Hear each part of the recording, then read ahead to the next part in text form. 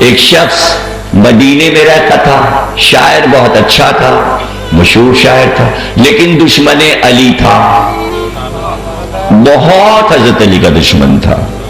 ایک بار قرضدار ہو گیا، فاقے ہونے لگے، اپنے پڑوسی کے پاس گیا، مجھ سے کہنا کچھ رقم دے دو۔ کہ تم شاعر ہو، پتہ نہیں واپس کرو کہ نہ واپس کرو، شاعروں کا کیا ٹھیک،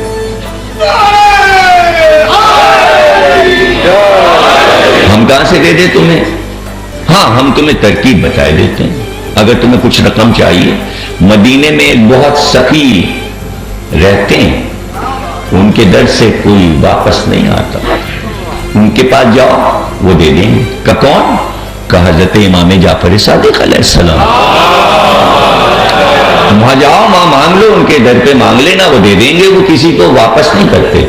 کہ کیسی باتیں کرتا ہے، میں ان کے دادا کا دشمن ہوں، ان کو کیا پتہ نہیں ہوگا میں علی کی برائیاں کرتا ہوں، میں وہاں کیسے جاؤں؟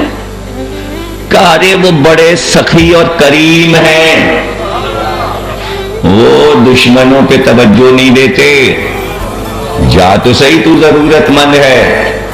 کہ تو میں جاؤں کس منہ سے ان کے پاس؟ کا ترکیب میں بتا دیتا ہوں، علی کی مدح میں 2-3 شعر کہہ لے، وہ اپنے دادا کی تعریف سن کے بہت خوش ہوتے ہیں، جا کے شعر سنانا، جتنی تجھے رقم چاہیے مل جائے گی۔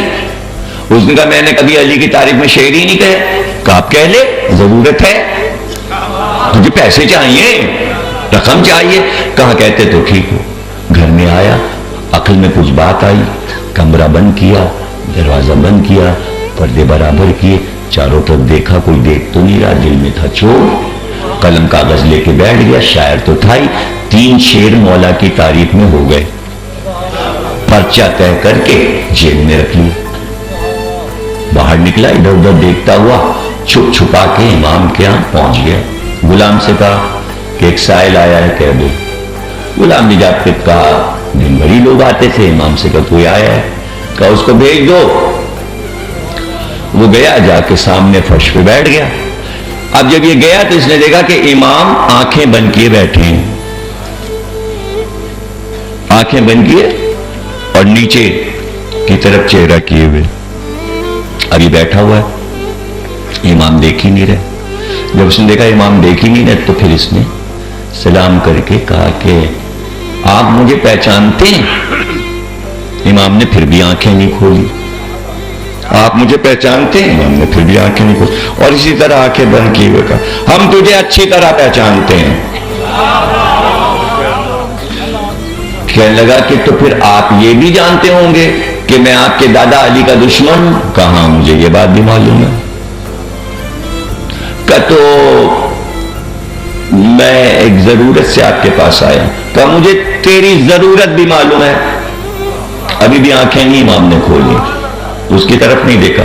کہا ہمیں تیری ضرورت بھی معلوم ہے، تو نے اس ضرورت کے تحت 3 شعر میرے دادا علی کی تعریف میں کہے ہیں۔ اب دیکھے کمرہ بند کیا تھا، پردے ڈالے تھے، ادھر ادھر دیکھا تھا، کسی کو پتہ نہیں چلے، بڑا حیران ہوا ان کو کیسے پتہ چل گیا۔ امام نے کہا پریشان کیوں ہے، اگر کہے تو وہ 3 شعر میں سنا لوں، اگر تو کہے تو وہ 3 شعر میں سنا دوں۔ اب یہ بڑا حیران ہوا، کہنے لگا یہ شعر تو نئے کہیں، چوری کی تو ہے نہیں، میں نے کہیں، یہ ان کو کیسے معلوم ہوگا؟ اب امام کو پتا ہے، تشویش میں امام نے کہا اچھا سن، پہلا شعر سن۔ اب امام نے آنکھیں کھولی اور چہرہ دیکھا، کہا پہلا شعر سناؤں؟ منہ سے نکل ہی گیا امتحاناً، ہاں سنا دیجئے۔ امام نے پہلا شعر سنا دیا۔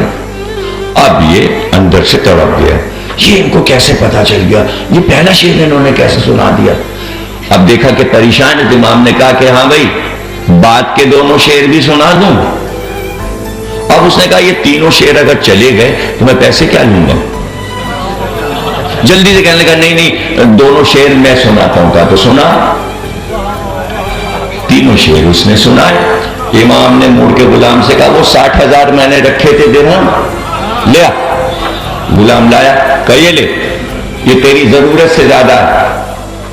اور یہ جو تو تشویش میں ہے کہ یہ شعر مجھے کیسے پتا اور میں نے کیسے سنا دیا، جا باہر جا اور ایک ایک مجمع میں جا کے بازاروں میں کہہ دے امام صادق نے یہ کہا ہے، جعفر صادق نے یہ کہا ہے، پوری دنیا کو بتا دے، سب کو بتا دے کہ جب کبھی کوئی مداح میرے جد علی کی تعریف کرنے بیٹھتا ہے تو لفظ جب اس کے پاس جانے لگتے ہیں تو پہلے لفظ ہمارے پاس آتے ہیں، ہم سے اجازت مانگتے ہیں، ہم جب لفظوں کو اجازت دیتے ہیں تب وہ شاعر کے پاس جاتے ہیں۔